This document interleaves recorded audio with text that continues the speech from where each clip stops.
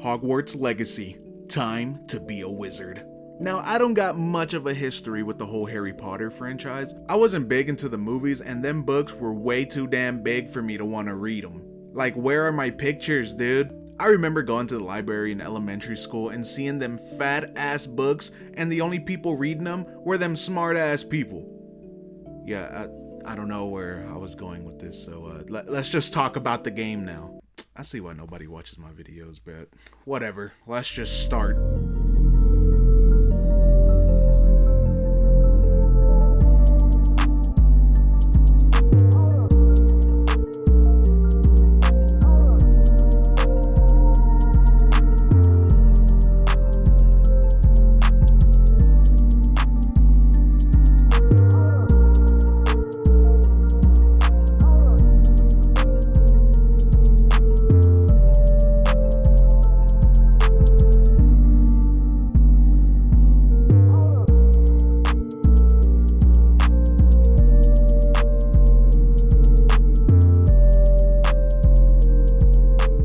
Alright, so we in the streets or whatever talking to this guy who really doesn't matter because he gets fucked up by this big ass dragon.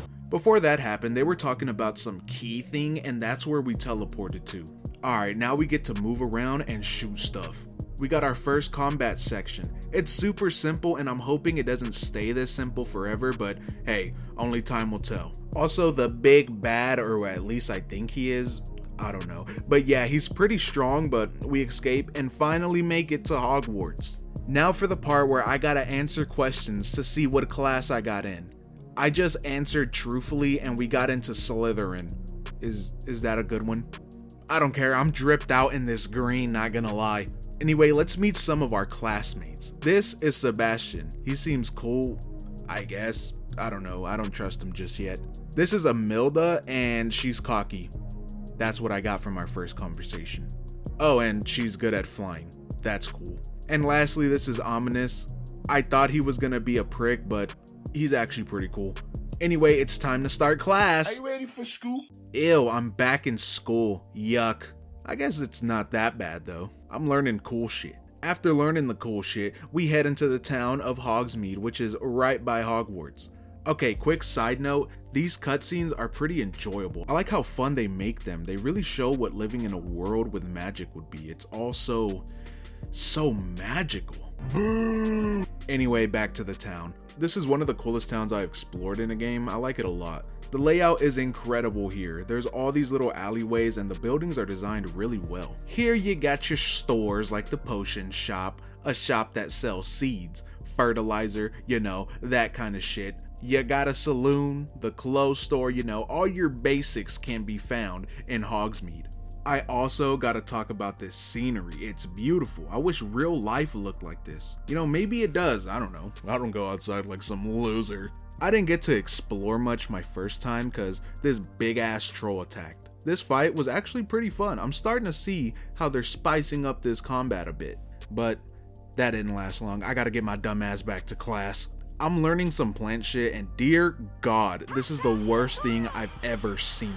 Can I end its suffering, please? It looks like it's in a lot of pain. My ears hurt. Alright, so we gotta find these missing pages to a book we stole, and this guy, Scrotum or whatever his fucking name is, tells us where to find him. Real quick, I can't stand Scrotum. Mainly because he says his name a lot. You know, now that I say that out loud, it sounds pretty dumb. I mean, I don't gotta hate him. He leads us to this headless ghost guy who leads us to a cave in the Forbidden Forest, and this is a cool little area. There's plenty to explore, letting us find some nice treasure. I like that this area isn't just a straight path, and this cave rewards you for taking your time to explore. We got puzzles we can do, enemies to fight, chests, and other loot to grab. It's great. I know it sounds basic, but to me, I really appreciate it. This makes an open world aspect of the game feels more alive, you know? But none of that matters anymore, cause I went to broom class and I can fly now. And this bitch hates it. That's not... You must have cheated, you... Ugh! Fine. You won. You serious? Yeah, I beat your record. What now, huh? You are so salty, dude. Get a life. Anyway, we got 4 trials to complete, cause I don't know, I guess this old guy told us to do it. Now these trials, to me anyway, are like Zelda dungeons. They test your brain with some puzzles, but they also keep you on your toes with some battles. The first two are really similar design-wise, which had me a little worried that these trials would be really similar to each other. And I kinda wish these first two weren't. I mean, can you even tell I'm showing footage of the second one and not the first? But let me stop complaining, cause I really enjoyed these two. They use this like portal effect stuff pretty good, letting the puzzles get creative. In the second one, they even use this in some battles, making you switch up your strategies. A sort of big complaint I have with these two are the boss battles. I mean, the boss is the same thing, which is lame in my opinion. To me, boss battles need to test your skill, so when I went to fight in the second trial, it was nothing new, so I knew what to expect. Other than that, these trials were pretty fun. It had other places to explore and find some good loot. Now the third trial has to be my favorite. We go inside a book and the visuals are great. Everything has this sketchy look to it that's a great change from the norm. This one starts off as stealth, so, you know, I gotta show them up, Metal Gear style. Having this big ass version of death loom over us was really cool, sorta reminded me of the Scarecrow sections from Arkham Asylum. Being able to fight the smaller deaths was okay, I just wish their moveset was a little different. It would have helped them stand out from the other enemies. Also, not being able to fight the big death was a bit of a letdown, would have made for a pretty cool boss fight. It's also pretty dark, like all these people are hiding from these deaths, it really makes you think. And the fourth trial is you fight a beast and that's it. At least the boss fight was unique. I also gotta write it. Pause. So I know y'all probably realize that I'm not going in depth with the story like I usually do, and that's cause I'm trying something new. Let me know what y'all think of it. Anyway, I do want to touch on a couple things. First of all, I really enjoy how they go about telling this story. It's nothing groundbreaking, you know, it follows the whole quest system like other open world games do. Now I do think being a student at Hogwarts makes everything feel natural. Like at the start where they were teaching us the basics, you know, like our tutorial part of the game, it doesn't feel like a tutorial. It fits with the whole narrative of us being a new student needing to catch up with the others. That also means throughout your school year, you still got a lot to learn and it feels natural. You do have supporting characters and honestly, they're okay. A lot of them feel really stale to me. I can tell they have, you know, personality, but when you talk to them, you're both just, you know, standing there with little body movements and you barely have any different facial expressions, so they feel a little lifeless at times. Couple of standouts are Sebastian, Poppy, and Professor Fig. Sebastian's whole quest to find a cure for his sister was interesting, and seeing him get engulfed in that quest was a nice little bit of character development. Then I found out he was racist. Then he started being a dickhead because I trusted a goblin. Like, bro, relax. Look at you, dude. What are you even doing? No, like, for real. Are you good? Fig acts as your character's teacher. I mean, he's the one who brings you to Hogwarts and helps you trace the ancient magic. Now, Poppy stood out to me because when it comes to those damn animals, she does not play. We uncovered a whole ass dragon fighting ring. Like, I would have left. I do not want nothing to do with that. I also enjoyed when we drank that potion to turn into the headmaster. It was pretty funny. But what the fuck are boils? Like, for real, what is that?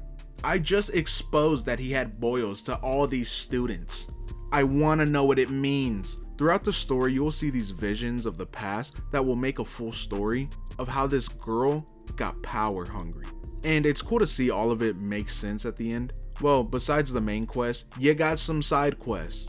Now, when it comes to the side quests in these open world games, I become a little picky bitch. I want side quests to feel important, you know, make me actually want to play them. Obviously, you can't have all these side quests be intriguing, but in Hogwarts, most of the side quests are like, hey man, I can't do shit. Then our character would be like, don't worry, I can do it, so we need to go do whatever the fuck they need, and that's it. I mean, I guess it's not horrible, but I just need a little more. I didn't do all the side quests, so maybe there's some gems out there, but I don't know, the ones I played were just okay. There are some unique ones, like this little ball game we play, that was pretty fun. Other than that though, I didn't care for most of them. Now I know I've been sounding a little negative, so let's dive into what really makes this game shine.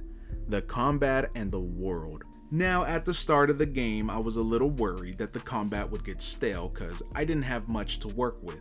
But as you progress and get more spells, that's when the combat gets really fun. You got spells that can bring enemies closer to you, push them away, slam them to the ground. You also got spells that can make enemies float in the air, freeze them with some ice, or just stop them in time. To me, these are great combo starters or combo extenders. Of course, you got your basic attacks, but you also have more powerful spells to mix in, but all of your powerful spells will need a cooldown time, so you can't just spam them. Combining all of these will make for some pretty fun combos. There's no one combo that would just cheese the game either. Different enemies have different weaknesses, so it's important to keep that in mind. This game also has a skill tree, so you can upgrade your spells to make them even more powerful. Most of these spell upgrades will allow you to hit more enemies at once, which will definitely come in handy, especially when the game starts throwing all them enemies at you. Seriously, they will throw a lot of enemies. I mean, I personally like that because with all these spells, I feel like a powerful badass. Speaking of all the enemies, you got a lot of variety here. The main two types you'll fight throughout the main quest are the Dark Wizards and the Dark Goblins. These are probably my favorite to fight just cause they have the most variety. While fighting, they'll put up a shield that has either a yellow, purple, or red color to it. You gotta hit them with the spell that matches the color to break their shield, letting you do some damage. This again just adds to your overall combat. The other types of enemies are more mythical, like these undead guys or different types of beasts. These are okay, once you see their attacks then you kinda know what to expect. This game's biggest flaw to me are the bosses. Besides the final boss, the rest are pretty forgettable. I don't care for the trolls at all. Their attacks are really basic, and I think even the game knows that, because in the late game, they'll just give them more health, add another one to the mix, and just add some more enemies and call it a day. Same thing with the trial bosses. It's kinda lame, not gonna lie. Now, the world of this game is absolutely beautiful. First of all, the school does a really great job at just feeling magical. You have lots of secrets to uncover, giving you a reason to want to explore the school and find everything. Also, the design of the school is great. Like, look at this staircase for instance. It's just little things like this that add so much. You can see the house elves, working around the school, the flying ghosts, moving paintings, and those knights that just kill each other. Yeah, I don't know what that's all about. Oh yeah, also in Hogwarts, we got our magic room. Honestly, they did not have to add this place, but I'm kind of glad they did. It adds personality, especially since you can customize the way everything looks. You can grow plants here that help you brew potions, which is also in the room. You can add paintings, rugs, and other decorations. The big thing you can do here are the places where you can place the animals you save. These places are straight up beautiful, especially the beach area. I don't know what it is, but this is my favorite location in the whole game. Speaking of the beast, I think they're a nice addition to the game.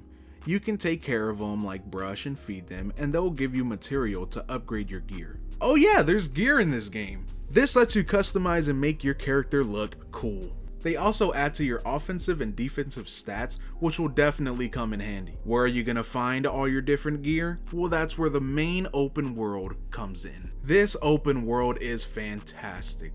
Look-wise, I mean, the graphics are just really good. The seasons would also change as you progress, making the world feel more believable. You got mythical creatures placed around the world, nice rivers and mountains, your standard beautiful shit. You got plenty to do in this world. You'll have enemy camps spread throughout the world that offer a nice little challenge with some pretty good loot to reward you with. I'm also glad these locations aren't just basic camps. They'll take over castle ruins and other things like that, which, add some variety, which is always welcome to me. I'm also glad there's smaller villages spread out the map. I don't know why, when it comes to open world games, I love having different settlements. I don't know, it just adds to my exploring experience. There's also challenges to do, like the Merlin trials. These are really simple puzzles, like move the ball into the circle or blast these statues. Completing these lets you hold more gear, which will definitely come in handy. You also have these magic shits, I don't really know what they're called, but these have a little more to them. You go to an area that will have some enemies to take out and little puzzles to do. You gotta find these traces of magic, and completing these will upgrade your magic meter. Another big thing are the different caves to find and explore. Now I love these and they're honestly my favorite thing to find in the world. They're just a blast to go through. Of course there's, lots of other things to find throughout the world, but I'm lazy and I don't want to talk about them. Final thoughts, this game is great. If you haven't played it, go check it out. Anyway, like if you liked it, subscribe if you want to see more videos like this, and well, I'm out of here.